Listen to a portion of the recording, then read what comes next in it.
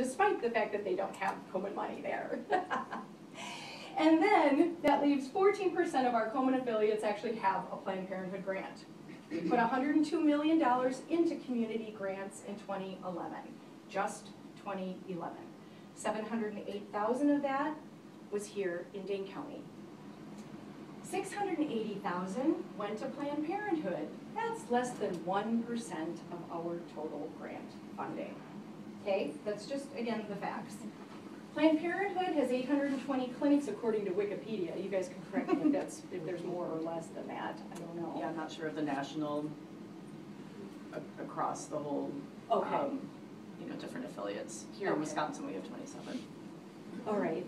And we had heard El Paso had to close their, El Paso was at our conference and said, we don't even have a Planned Parenthood here. They ran out of funding and they're gone, and it's very unfortunate.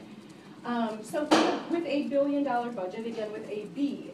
So our $680,000 last year was 0.068, or less than 0.1% of their budget. Also, less than 2% of Planned Parenthood clinics have Komen funding. So again, we were not defunding Planned Parenthood. I love my Planned Parenthood sisters, but our Komen money was not keeping the lights on or the doors open. Their mission is family planning. Ours is breast cancer.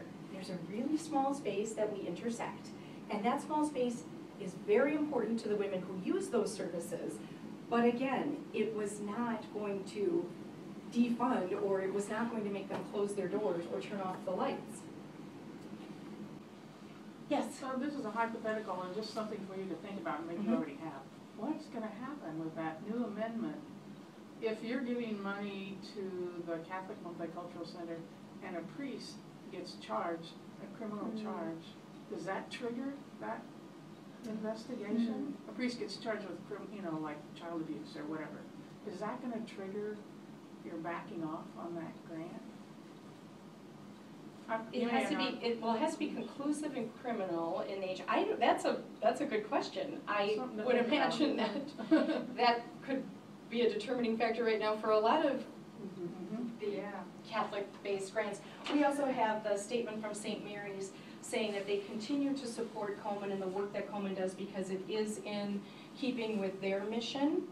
And they do a question and answer dialogue for Catholics as to why it is still okay to be involved with Komen. And it's pretty interesting.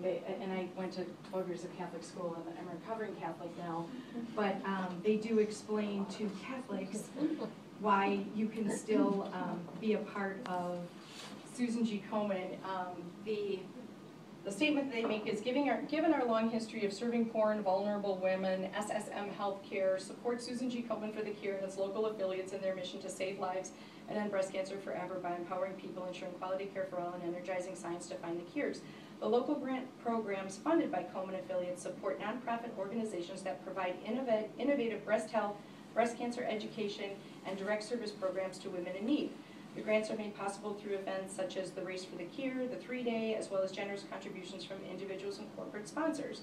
We are aware of the recent events surrounding Susan G. Komen for the Cure and have once again examined SSM Healthcare's relationship with the organization. As in the past, we discovered that nothing would compel us to limit our support or our involvement with the organization at this time. As with all other relationships,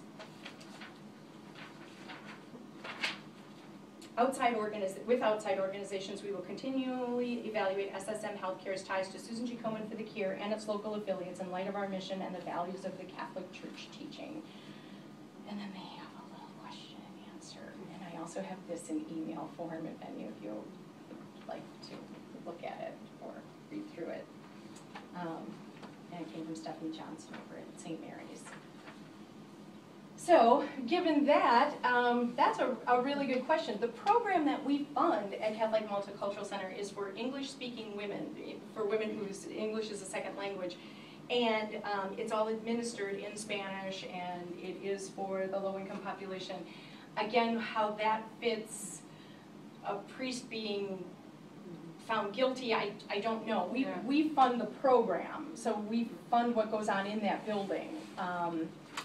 And so, again, I don't know how that falls when looking at a priest being